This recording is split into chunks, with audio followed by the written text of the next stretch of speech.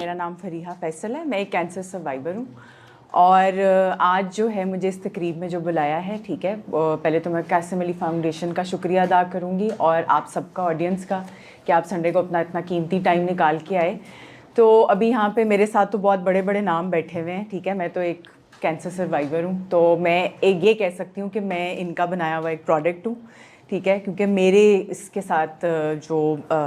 Cancer کے بعد جو ہیں بہت سارے ایک سائیڈ ایفیکٹس تھے اور بہت ساری ایسے سائیکولوجیکل ایشوز تھے جن کو میں نے ریزالو کیا ہے. تو اگر آج میں یہاں پہ کھڑی ہو کے بات کر رہی ہوں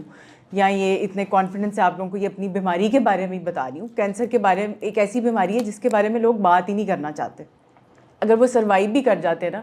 تو وہ اس لیے بات نہیں کرنا چاہتے کہ سوسائٹی انہیں بہت عجیب طریقے سے دیکھ رہی ہوتی، لو یہ کیوں اس کے بارے میں بات کری ہے، یہ تو اس کے گناہوں کی سزا ہوگی، اس طرح کی بہت ساری چیزیں. لیکن مجھے پھر یہ لگا جب میں نے اپنے آپ کو ٹھیک کر لیا، بیماری کو ٹھیک کر لیا، اپنے مائنڈ سے میں نے چیزیں بہت ساری کنٹرول کی، جیسے یہ ڈاکٹر خالد صاحب نے بتایا، میری بھی اس سے بہت سملر سچویشنز تھیں کہ میرے بہت سارے سائیڈ ایفیکٹس تھے کہ جن کو میں نے پھر مینیفیسٹ کیا. ٹھیک ہے، میں ایک کورس پہ گئی، ہیپینس کورس کہتے ہیں اس کو، اور وہاں پہ وہ یوگا کراتے ہیں، میڈیٹیشن کراتے ہیں اور بریدنگ پریکٹسز کراتے ہیں. تو وہاں پہ وہ کہتے تھے آپ دماغ سے بڑی چیزیں کنٹرول کرتے ہیں. شروع میں تو سمجھ ہی نہیں آتی تھی، دماغ تو اپنی مرضی کرتا ہے، بھی دماغ تو اوور تھنکنگ کرتا ہے. لیکن جب پھر میں نے اپنے ان سائیڈ افیکٹ کو مینیفیسٹ کرنا شروع کیا، آپ اس کو دعا کہہ لیں، مینیفیسٹیشن از لائک بڑا فینسی سا ورڈ آ گیا،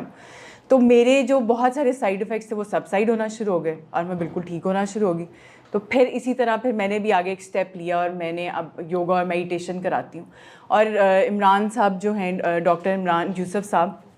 ان کی بک کا جب میں نے پہلا پیج دیکھا اس پہ لکھا ہوا تھا جی کہ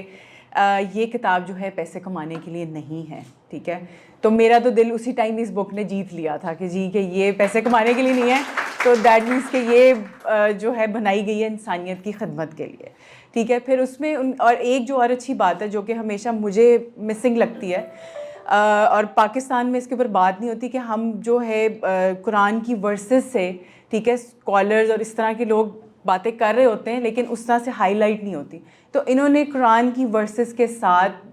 جو ہے اس بک کو بلینڈ کیا، جو کہ مجھے بہت ہی ایک اچھی بات لگی ہے کہ جو میرے جیسے بندے کو سمجھنے میں بہت آسانی ہوگی. پھر انہوں نے ہمارے ملک میں جو ہے مراقبہ جو ہے، میڈیٹیشن جو ہے، اس کو ہم دوسرے ریلیجن اور ان سے ریلیٹ کرتے ہیں، تو انہوں نے اس ٹاپک کو بھی جو ہے اس میں ہائی لائٹ کیا ہوا ہے، جو کہ اگین میرے لیے ایک بہت ایک اچھی بات ہے، کیونکہ میں نے تو اپنی ہیلنگ ساری کی ہی میڈیٹیشن سے ہے.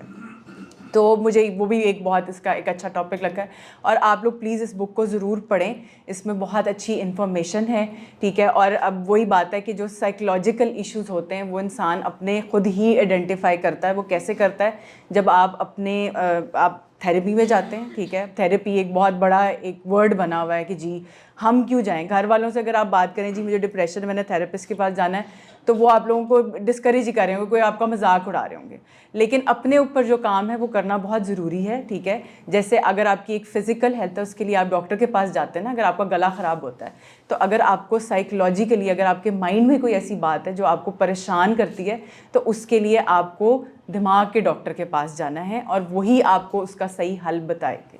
ٹھیک ہے، باقی چیزیں ریلیجن وہ ہر چیز اپنی جگہ ہوتی ہے، لیکن یہ کام ہم نے اپنے پر ساتھ ساتھ کرنا ہے، کیونکہ ہم نے یہاں پہ ہم آئے دنیا میں آ تو گئے ہیں، لیکن ہم نے اپنے پیچھے ایک اچھی دنیا چھوڑ کے بھی جانی ہے. ٹھیک ہے، اور اینڈ میں بس میں یہی کہنا چاہوں گی کہ مر کے جینے سے بہتر ہے کہ جی کے مرے. Thank you.